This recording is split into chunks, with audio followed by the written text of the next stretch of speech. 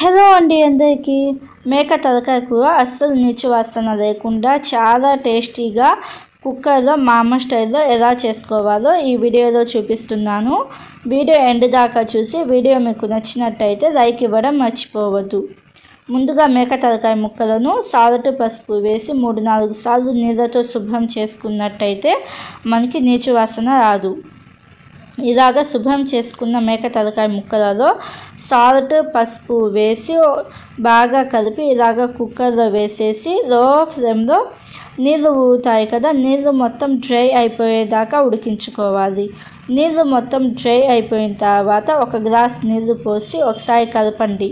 ఒకసారి కలిపిన తర్వాత పైన విజిల్ పెట్టేసి మీడియం ఫ్లేమ్లో 4-5 విజిల్స్ వచ్చేదాకా ఉడికించుకోవాలి. 4-5 విజిల్స్ వచ్చిన తర్వాత 2 మీడియం సైజు ఉల్లిపాయలను సన్నగా కట్ చేసుకొని వేసుకోండి. అలాగే పచ్చిమిర్చి కూడా సన్నగా కట్ చేసుకొని వేసుకోవాలి.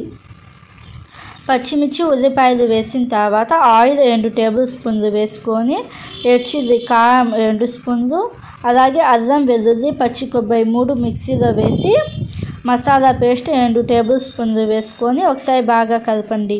ఈ కూరలో మనం టమోటాలు వేయము. ఇలాగ మసాలా వేసి బాగా కలిపిన తర్వాత పసుపు 1 స్పూన్, అలాగే కొత్తిమీర సన్నగా కట్ చేసుకుంది కొంచెం ఎక్కువే వేసుకోండి.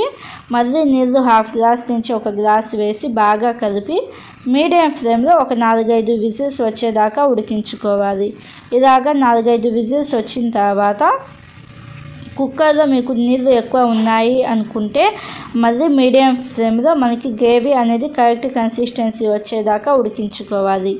ఇలాగా కరెక్ట్ కన్సిస్టెన్సీ వచ్చిన తర్వాత ఆఫ్ చేసుకొని సర్వ్ చేసుకోవడమే. చాలా ఈజీ ప్రాసెస్, చాలా టేస్టీగా ఉండిద్ది. ఒకసారి తప్పకుండా ట్రై చేసి మీకు ఎలా అనిపించిందో కామెంట్ చేయండి. Thank you.